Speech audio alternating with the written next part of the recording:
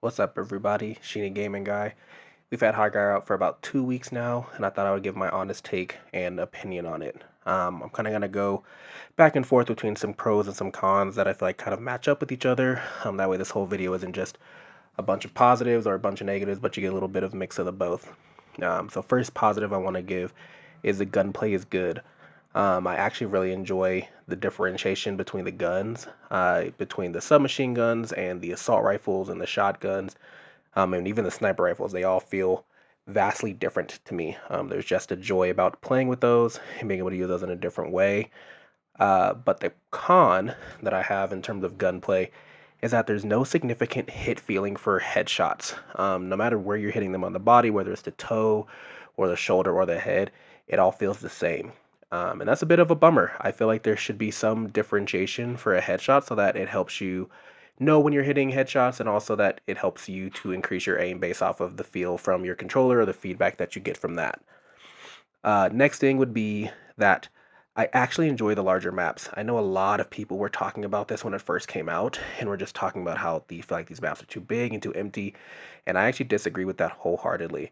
I believe that these maps are pretty well sized. There's something really good about that beginning gear up phase where you get time to actually find stuff that's going to work every round. You don't have to spend a lot of time in combat because the combat comes between getting the shield breaker, kind of defending your point before that, and then once the raids begin, getting in there.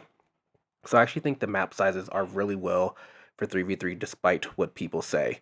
Like I said, that looting phase feels really good. It gives you plenty of time to get resources so that when you die, if you need to, restock on things, you can do that. Or if you just want to spend time in finding new weapons and stuff, you don't have to feel like you're constantly in this um, turmoil for combat. That kind of goes into my next point is that I think that 3v3 matters. I know people are saying that they feel like the maps are too big and 3v3 doesn't fit super well with it. I actually disagree with that as well. I think 3v3 is perfect.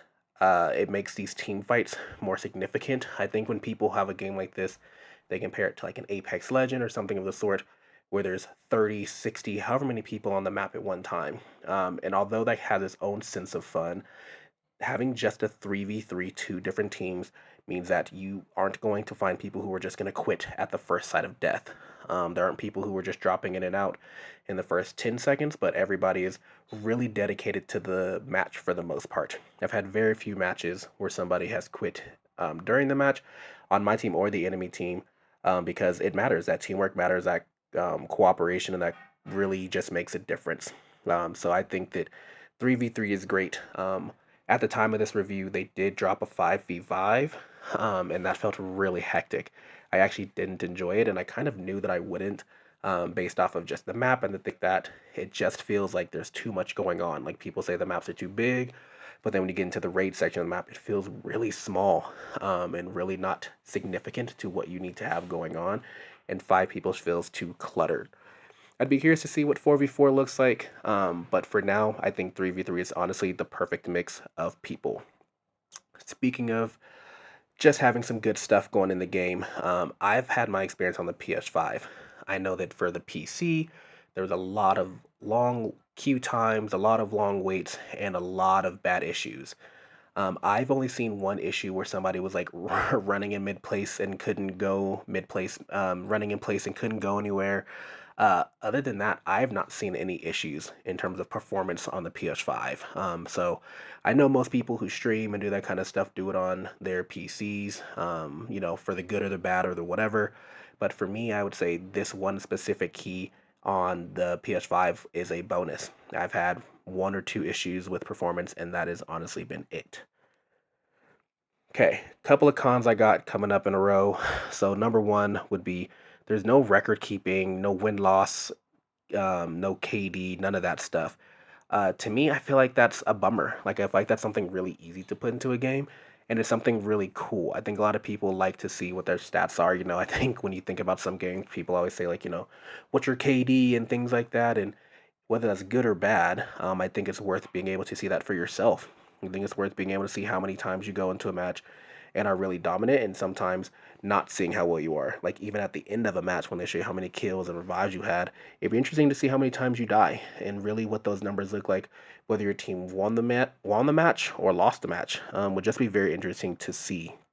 On top of that, there's no player progression. I have been playing the game for, I've given the game maybe about 10, 12 hours, maybe a little bit longer. But I am the same technically like level, right? Like there's nothing to gain in that sense, which I think again people just enjoy seeing. Like it's cool to know that I've played so much time, so now I'm this level. Uh, at the time of this review, they did just drop the rank mode. I have not given rank a chance yet. Just been playing other games and doing just busy with life. But overall, I'm excited to see what rank looks like, and that is a form of player progression. But I still would like to be, I don't care if I'm a grandmaster, but I'd like to see if I'm level 50, right? And just have some kind of player progression like that. I think that that's kind of nice to have. Next pro would be that this game is not a pay to play game. You can buy skins, but that's really it. You don't get to buy the nicest weapon or this other thing that does something cooler or the character that has the best skills and traits.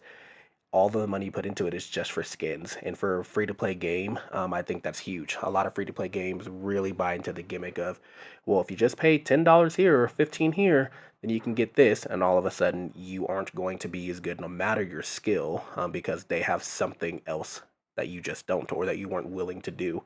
Um, I can be willing to pay $15 to look cool versus paying, 15 bucks just to be better. Like I'd rather have my gunplay speak for itself. I feel like I'm an above average gamer, so I feel like that helps. But overall, like that's one thing for me that I think is a pro for this game for sure. Um, and then my last like pro kind of con is this game feels great when you have a three stack. I've played most of my time with two of my boys. We just always play games together, whatever we're playing. So when the three of us are on it, it feels really good. There's a lot of team coordination, a lot of planning, a lot of good execution. And then there was one night where me and one of my friends, Zix Gaming, you should check him out as well. We kind of didn't do as well. We had another person and we just couldn't really find a rhythm with somebody random. And that's not to say that their skill was lower or poor or they sucked or anything of the sort. I just think when you have two people and you know their skill level, you kind of know their ins and outs and the way that they can play the game and kind of all of that, it makes a difference. So definitely is something where I think this game is great when you have your whole team, but I think could definitely see a little bit of suffering when you don't. Um, so really, guys, that's all that I have. Thanks for checking out my review. Honestly, I think this is a solid game. I think it has a lot of potential. I know that it keeps dropping stuff, and it's been dropping stuff pretty consistently. I think the detriment of that is that it should have had it in the base game when it first came out. But that shows that they're paying attention and they want to keep doing more and do better. So I appreciate them for doing that. I really enjoy all of that, and so for now, I think it's a solid game. I don't know how long it will hold everybody or anybody's attention, but I think for what it is now, it's definitely a game worth giving a shot. If you got a couple of friends you can jump online with and just have a good time beating another team, destroying their towers and taking the raids. So thank you all for checking out my review. If you haven't already, please make sure to like and subscribe to all of my pages. This is Sheena Gaming Guy, and I'll see you next time.